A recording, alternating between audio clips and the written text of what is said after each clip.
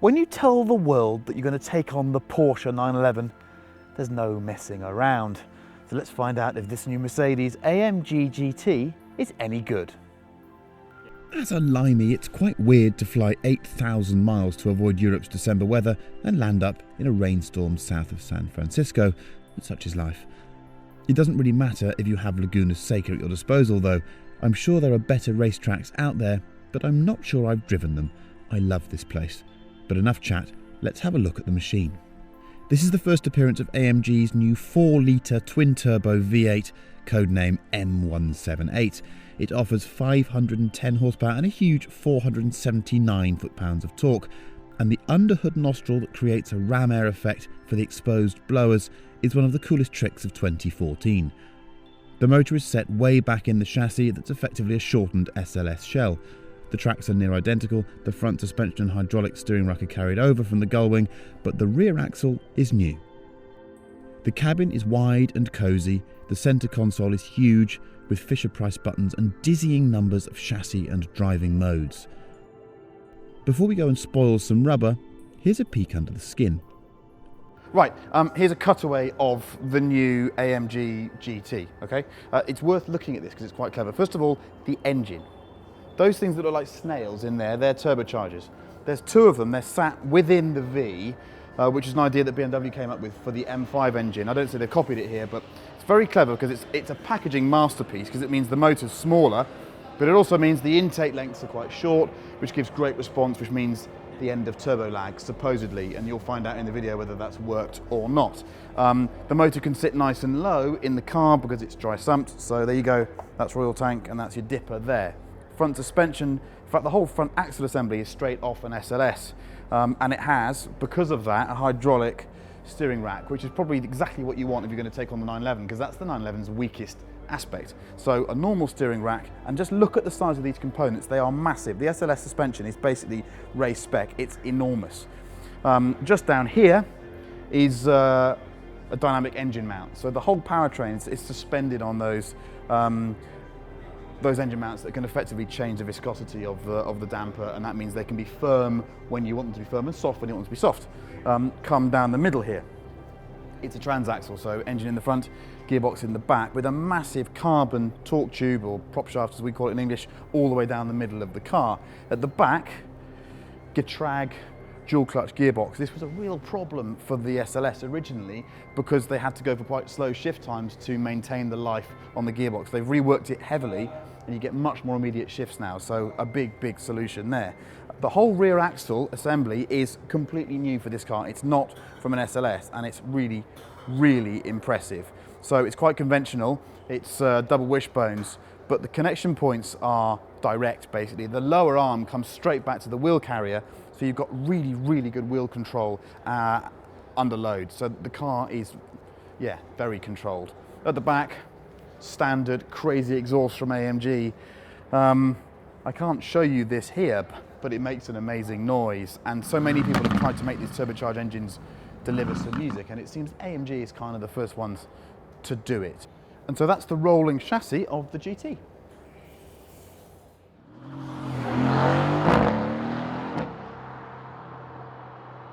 It's difficult to describe just how slippery the pit lane exit at Laguna is just after it's been raining.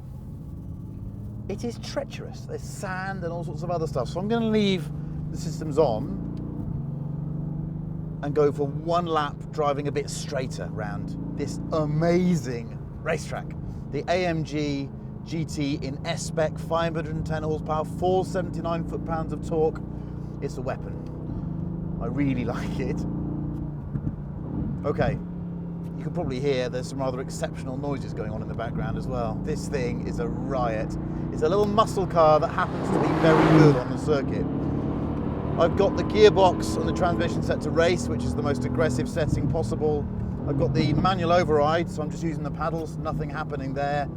From the computer side, chassis, I've got the dampers in full hard. That might be a bit much for these conditions, but let's see. Here we go. Now, anyone that drove an SLS and thought the gearbox was a bit slow and disappointing, you need to have to go in this. It's the same Getrag gearbox, but they've totally reworked it.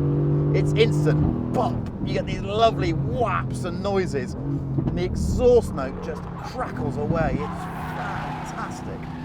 How good is this circuit? Look at this, falling away through the corkscrew. So evocative, I love it. Just gradient everywhere. It's not a very long lap, but it's a really good lap for this type of car. Wow, wow, wow. Loving it, just loving it.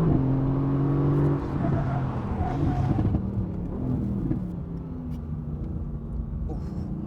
Now then, down the start finish straight. Traction's really, really good given the power output. I thought it wouldn't be quite so good. And this motor, 4 litre bi-turbo V8, yes, it's immense. BMW did a good job with their turbocharged motors. I think this is the best turbocharged regular performance car motor I've driven. The throttle response is just superb. There we go now, 4,000 RPM, hit it, bang, it just goes, it's instant. Okay, between 6.5 and 7 it's a bit pointless, but by that stage you're going along at such a lick it doesn't matter.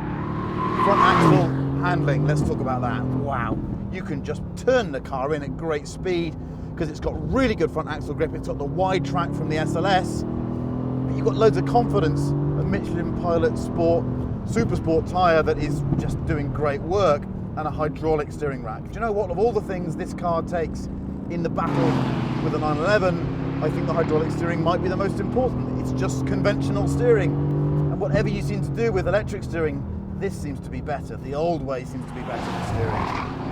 The torque, you can be a gear up everywhere where you would have been in an SLS. Oh, I do like this circuit. I do like this circuit, and I do like this car. What's the downside to this car in terms of performance? I'm struggling to find one right now. It's definitely technically more competent than an F-Type coupe. It's just faster, has a better transmission, and it has a nicer handling balance, less leery, more traction. What I like about this car is that what you can do is you can carve the straight line, enjoy it being accurate, or you can kind of turn some stuff off. So let's turn some stuff off, see what happens.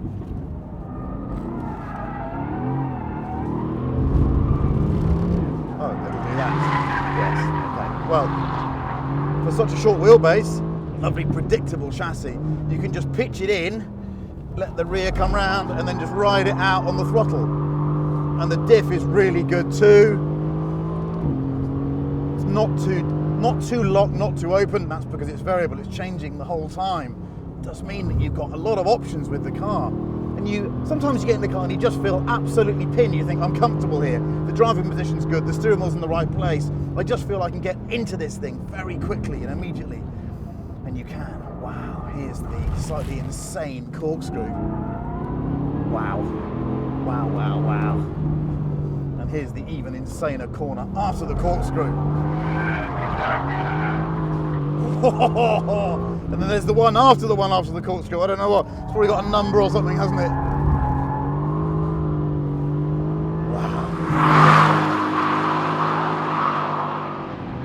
Gearbox, well, they've gone to town with the gearbox.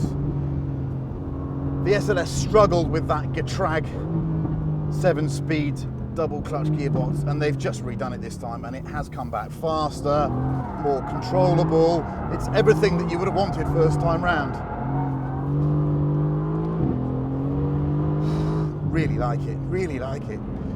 Now it remains to be seen what it's like on the road. We're not going to have time to drive it on the road this time, that'll come next year. But if I soften the dampers off now and do something a bit crude like nip over the curbstones, I can feel there's some suppleness there and that the car doesn't feel too harsh. I suppose my initial comment inside it is it's quite aggressive. There's a lot of noise going on inside here. That's great when you want to be up it, but not so great perhaps when you're on the road. It's a loud car. You've got that big open space behind you that seems to act as a speaker box for all that fantastic exhaust noise that's going on back there. You have got an exhaust button to turn off and on if you want it. No. Yes, they've done the number on this. They've done the number on this.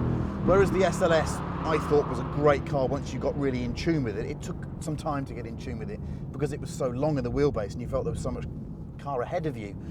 But this is shorter, more compact, easier. It's just fantastic, really fantastic. Is it better than a 911? I'd need to spend much more time on the road to work out that one, and besides, I'm not sure it really matters, because the AMG GT is probably more desirable than the Porsche.